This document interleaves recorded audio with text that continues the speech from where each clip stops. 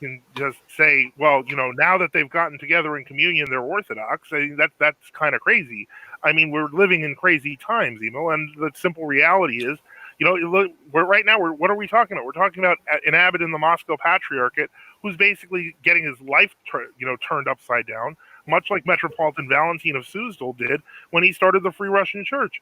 When he was, made it a first hierarch for it. I mean, he was a celebrity chef in Russia before, this happened. So, the point is, there aren't a handful of people, by the way. I mean, if you're talking about like 1.5 million Romanian, I mean, that's really not a handful. I mean, especially that technically the numbers in Greece are like 500 to 800,000 people are considered old calendars. Now, which is interesting. Greece's population about 10.2, 10.3 million. And they claim 99% of the population is Orthodox. Well, how do they claim that if about 8% of the population is considered heretic schismatic? Well, it's because the New Calendar Church wants to claim even the people they claim are heretic schismatics are actually part of them when they're not. That's a whole other issue. So it's not true that you're talking about 20 people in Greece. You're talking about literally hundreds of thousands of people. Yeah, in Romania, about 1 million. We've seen that ourselves in Greece. I mean, in Russia, over 1 million too. Yeah. So these are, and that's just in our. I mean, that's in. But my point is that this is not really a handful of people. It's not the Diamond Brothers, and that's something interesting. Where I had written that very preliminary article. It wasn't exhaustive about how the Supplices Te Regamus clause in the Old Roman canon was the original epiclesis of the Roman canon. And you remember, we never got to talk about that, Father, but there were somebody in the comments on the that Roman Catholic liturgical site, liturgical renewal or whatever. Anyway, I still have to write an article for NFTU on that because I don't know if our listeners know. It was quite strange when they said that that we were like Most Holy Family Monastery. Well, first off, we don't have the money of Most Holy Family Monastery. Yeah. But secondly, we don't believe the same things. Obviously, that should be first.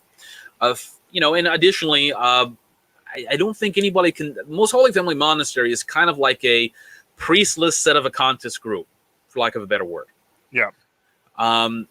Even most sedevacantists haven't even gone that to the extent where they reject the priesthood. So I don't really think the handful of people argument. I mean, in America or Canada, you might say there's a handful of people here or there.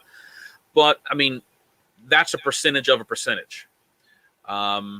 Whereas in Greece, Romania, these other European countries, it's a little bit of a different case. If you live in Greece, you're not going to lack for finding an old calendar church somewhere, whether you like that or not. So, I want to get to Nathan's question after I get finished with talking to Emil, because he does say at best the true Orthodox Church is part of the authentic Church due to its orthodoxy, but to say the true Church is limited to the true Orthodoxy is again to make the sedevacantists case and time. Well, we're not making the sedevacantists case. We're simply saying the basic argument that we follow true bishops and that certain bishops we don't respect, such as the ecumenical patriarch, which seems to be the position of increasingly almost everybody. But the point is that just because we got to that conclusion first doesn't necessarily mean we're going to condemn people who get to that conclusion later. We're not making that. It's not our proficiency to make that judgment. We're like, for example, this would be a better argument if you're talking about Greece, where you have archbishops and bishops of the TOCs making the claim against the new calendar.